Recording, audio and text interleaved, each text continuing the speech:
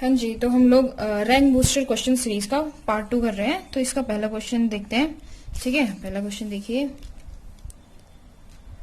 The reaction यानी जो given reaction है इज एन एग्जाम्पल ऑफ, किस चीज का एग्जाम्पल है? Oxidation reaction, reduction reaction, disproportionation reaction और या फोर्थ डिकम्पोजिशन रिएक्शन।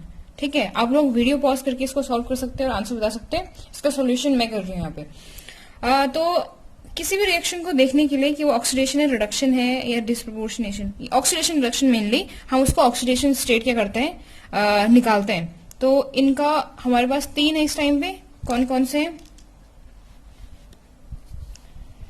पहला है ClO-, ठीक है, ClO3 यानी क्लोरेट आयन और Cl-। इन तीनों का ऑक्सीडेशन स्टेट देखते हैं। पहले केस में क्लोरीन का हमें ऑक्सीडेशन स्टेट देखना है, क्योंकि तीनों चीजों में क्लोरीन जो है वही दिख रहा है। तो X ऑक्सीडेशन स्टेट निकाला आता होगा आप लोगों को, इक्वल्स टू -1, यानी X इक्वल्स टू क्या आएगा, +1 है इसमें। यहाँ पे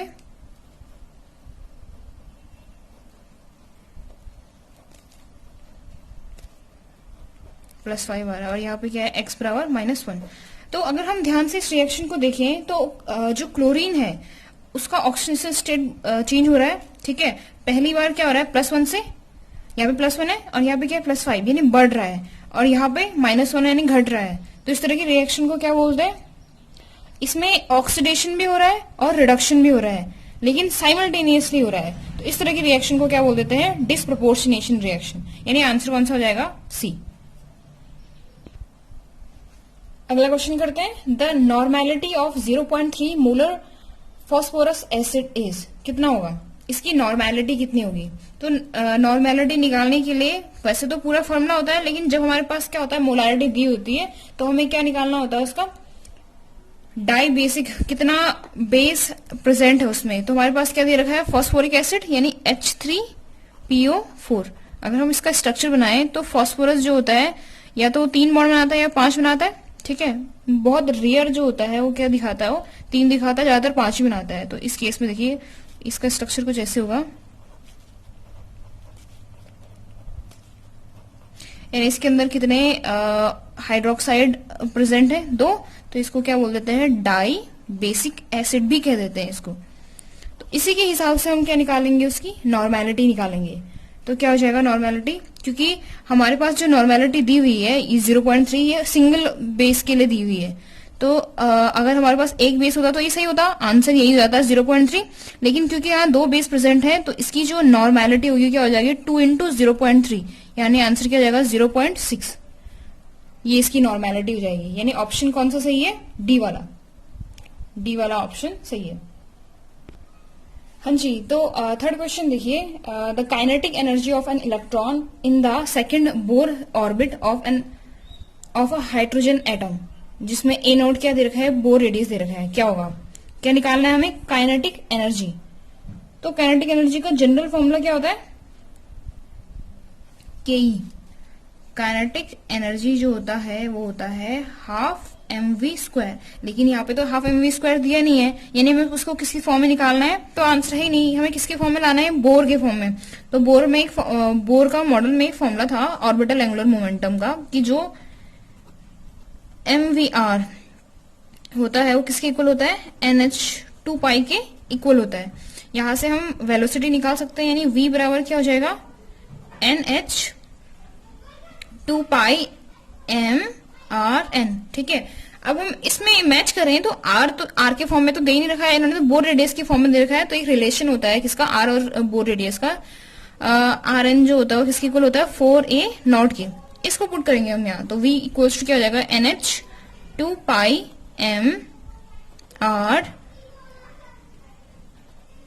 rn की जगह पे सॉरी 4a0 रख देंगे यहाँ पे, कितना हो जाएगा ये, nh8πma0 इसके इक्वल हो जाएगा। ठीक है, क्लियर होगा। इसको हम इसमें पुट कर देंगे तो काइनेटिक एनर्जी इक्वल्स क्या हो जाएगा, 1/2m n², h², क्योंकि v² के फॉर्म में है, 64π² m² a0 का स्क्वायर, m से m कटेगा। ठीक है, अब जो ये n है, n एक्चुअली हमारे पास दिया हुआ है, उसकी वैल्यू सेकंड बोर ऑर्बिट कहा गया, यानी n की वैल्यू क्या हो जाएगी, 2 हो जाएगी, वही पुट करेंगे हम यहाँ पे। तो कितना हो जाएगा 4h² 64 pi square m a not का स्क्वायर, 4 से कट जाएगा, ठीक है। कितना हो जाएगा हमारे answer h² 32 pi square m a not का स्क्वायर। कौन सा मैच हो रहा है, सी वाला, h² 32 pi square m a not का स्क्वायर, यह आंसर है। क्लियर हुई बात?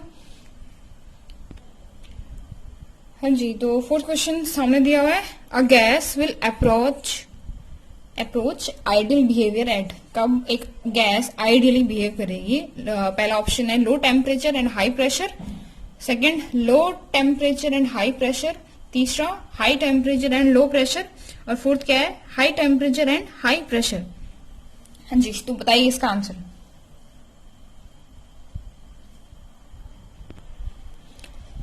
हाँ जी, तो हुआ क्या था, वंडरवॉल इक्वेशन जब हम लोगों ने डिराइव कर ली थी, तो इससे पता चल गया था कि आइडियल कुछ नहीं होता है, आइडियल केवल एक कंडीशन होती है जो गैसेस कुछ टाइम पे क्या करते हैं, अप्रोच कर लेते हैं, ठीक है। कभी कभी क्या कर लेते हैं, अप्रोच कर लेते हैं, तो उसके लिए कुछ कंडीशन जरूरी होती है और उस कंडीशन को बताना है। टेम्परेचर और प्रेशर की दो अलग अलग कंडीशन होती है, तो होता क्या है, हाई टेम्परेचर चाहिए होता है और लो प्रेशर चाहिए होता है। आंसर कौन सा हो जाएगा, C, high temperature low pressure. Fifth question है, CsBr सीजियम ब्रोमाइड का BCC स्ट्रक्चर है, यानी एक तरह का क्या है, क्रिस्टल स्ट्रक्चर है, जिसमें एच लेंथ क्या दे रखी है, 4.3 दे रखी है, क्या दे रखी है, 4.3, ठीक है। The shortest inter ionic distance, inter ionic distance कितना होगा किसका, CS प्लस और Br के बीच में, यानी दोनों आयन्स कैटायन और एनायन के बीच का डिस्टेंस निकालना है। कैटायन और एनायन के बीच के डिस्टेंस को क्या कहते हैं, बताइए। सॉरी, साइज में चेंज होगा, जरूरी नहीं कि दोनों का साइज इक्वल हो, पर हम इसको यहां से ले रहे हैं, यहां से यहां तक क्या होता है, रेडियस ऑफ, अगर ये CS प्लस है तो रेडियस ऑफ कैटायन, और यहां से यहां तक क्या होगा, अगर ये Br माइनस है, सपोज कर रहे हैं हम, तो यहां से यहां तक का डिस्टेंस क्या हो जाएगा, रेडियस ऑफ एनायन। क्लियर हुई बात? तो इनके बीच का हमें डिस्टेंस निकालना है, तो कितना होगा, स्ट्रक्चर कौन सा है, BCC, बताइए। तो होता क्या है, इस स्ट्रक्चर में हमें क्या निकालना है, सबसे पहले रेडियस निकालनी है। रेडियस का फॉर्मूला क्या होता है, BCC, एज लेंथ और रेडियस के बीच में क्या होता है, एक तरह का रिलेशन होता है, ठीक है, जो केवल जो हर किसी क्रिस्टल के लिए अलग होता है। ऐसे BCC के लिए क्या होता है,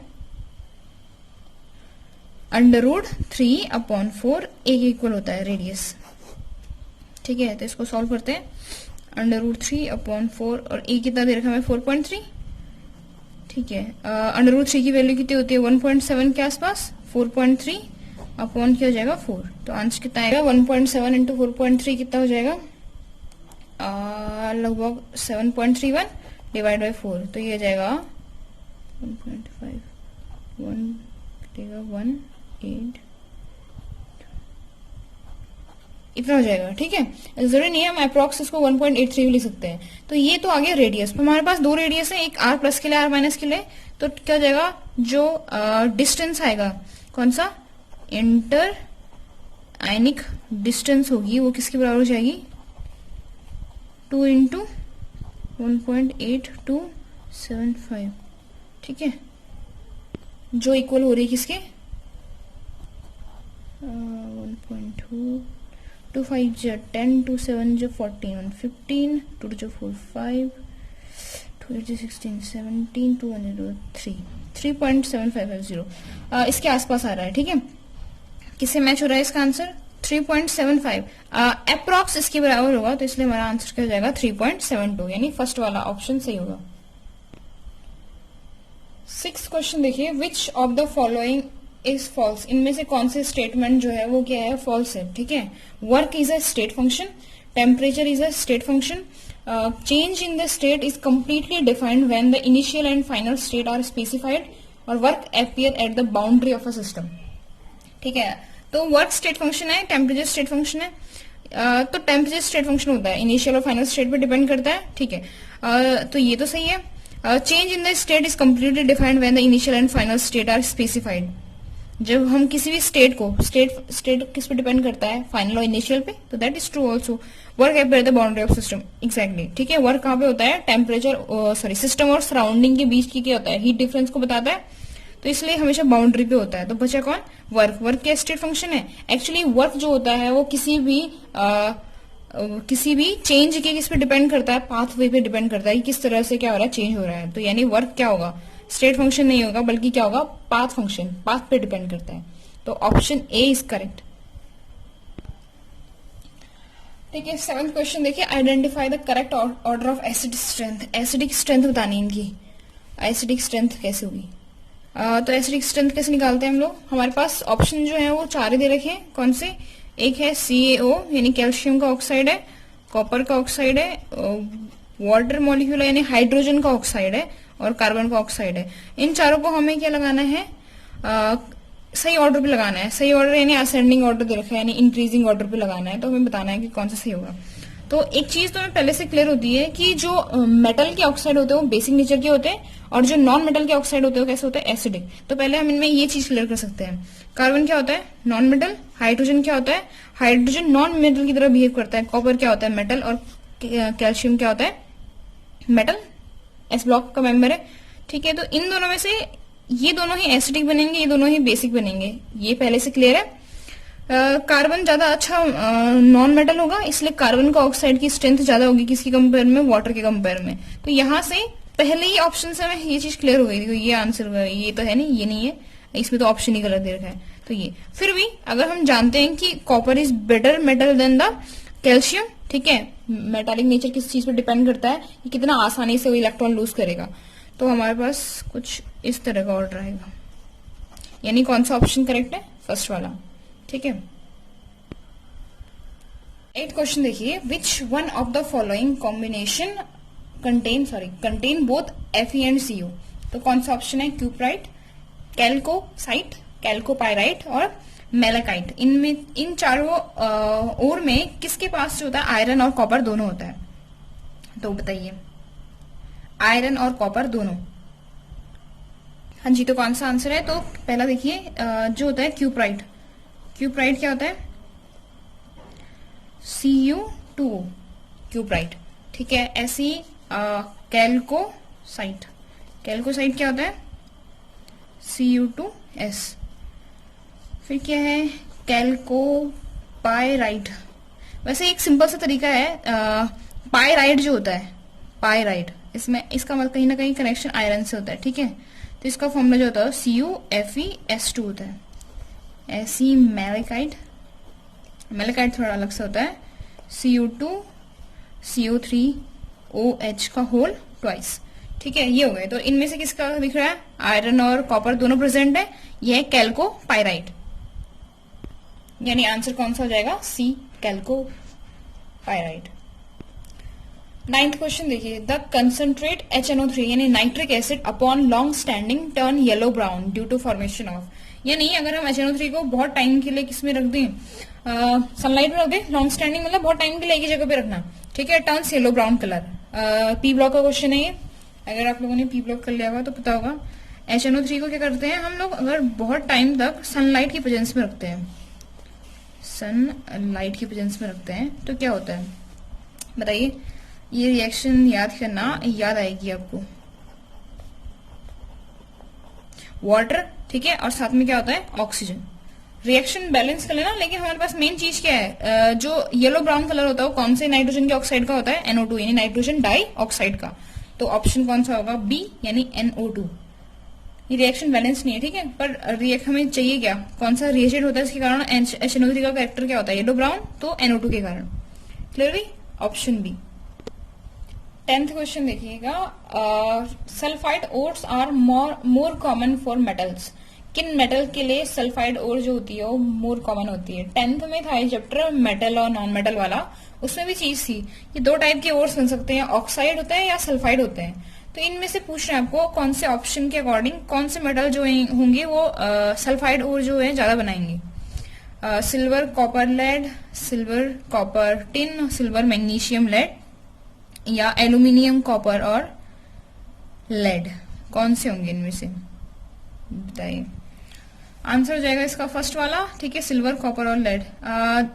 लीस्ट रिएक्टिव जो मेटल होते हैं किसके, डी ब्लॉक के, उनमें आता है सिल्वर, ठीक है। और कॉपर का भी पड़ा है, अभी ये ऊपर दिया ही है, देखिए कैल्कोसाइड और कैल्कोपाइराइड दोनों में इसके सल्फाइड दिख रहे हैं कंपैरेटिवली। मोर कॉमन लिखा है, इसका मतलब ये नहीं है कि ऑक्साइड नहीं मिलता है, ठीक है। और लेड का भी बनता है।